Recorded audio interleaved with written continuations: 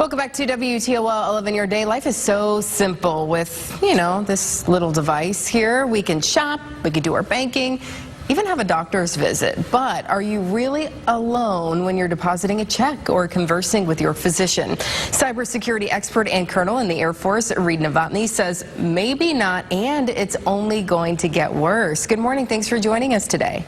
Good morning. How are you doing? I'm doing well, thanks. So, you've got some great tips for us this morning, some things to consider, and really, it's like driving a car. It is like driving a car, and I appreciate you allowing me to explain this to a little bit to your viewers. And I'm going to make this special for 419 Day. All right. I have my 4 tips. Plus one, and it's going to make you 99% secure online. So the first one is making sure your key, as in a password, is secure. And you have to have a key, and it's got to be different than all the other keys because you don't want your key to be replicated in 2 different cars and someone could hijack your car. This is exactly what hackers do. If you have the same password on multiple accounts, they can have the opportunity to get into not only your account, that might be your Facebook account, but also your online banking account. So it's really important to have secure passwords. You also got to make sure that you're maintaining your car. You're getting the oil changed and keeping it in tip-top shape, right? Yep. That's exactly right. So when you get into your car and you see that check engine light or you see maybe a flat tire thing, it's just like those pop-ups on your operating system that say, update me now. Installing those patches automatically should be rule number 1, really, after those passwords. Make sure you have those updated software, updating operating systems, and that's going to make you more secure online also. Okay, and you also need to know where you're going. I know that here in the 419, we love it, but this time of year, those potholes can be pretty rough.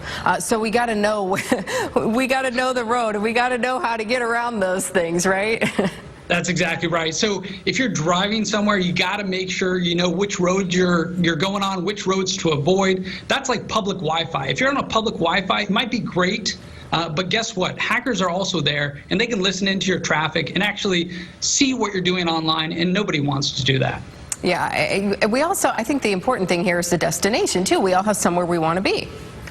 Yeah, exactly. And we all like to go, as you mentioned at the beginning, to our online shopping location. So just remember, Amazon.com is different than Amazon.net. Those are 2 different locations, and you got to make sure you know exactly where you're going online. And we also need to make sure we're parking in a safe location as well. No, you're exactly right, Amanda. So parking, I relate that to the fact that I probably have an old MySpace page out there, which is not a bad deal if someone wants to update a picture there, but we'll go back to the beginning too. If my MySpace page has the same password as a different account that I use day to day to do banking, then that's just bad. They might update a password, but if they steal $10,000, we're not going to be happy about that. Oh, no. And as you mentioned, though, we probably have all of these accounts out there that we've totally forgotten about, because this day and age, every time you want to apply for something or sign up for something, you have to create an account, and then you do it maybe one time and then you never use it again. You're exactly right. And sometimes these online accounts, especially applying for a job, might ask you for some personal information. So remember what information you're putting onto these sites, and then God forbid you leave that out there, someone might get access to it. And again, it allows someone to either impersonate your persona or guess on your password and your password activity online to get into some other account you might care about more. And we had a lot of great advice this morning. Is there anything else that you want to add? You know what? These are simple tips for users at home, but also affects us in big businesses. The Colonial Pipeline hack was really related back to having a strong password. They came and testified on Capitol Hill and said it was a weak password that actually caused that entire catastrophe. So at home is important, but at work is also very, very important. It's tough because you're like, you want it to be something you could remember, but we really need to get creative with these, making sure we're using, numbers and symbols and capital and, and a lot of times on the websites, they will tell you if the password is strong or weak.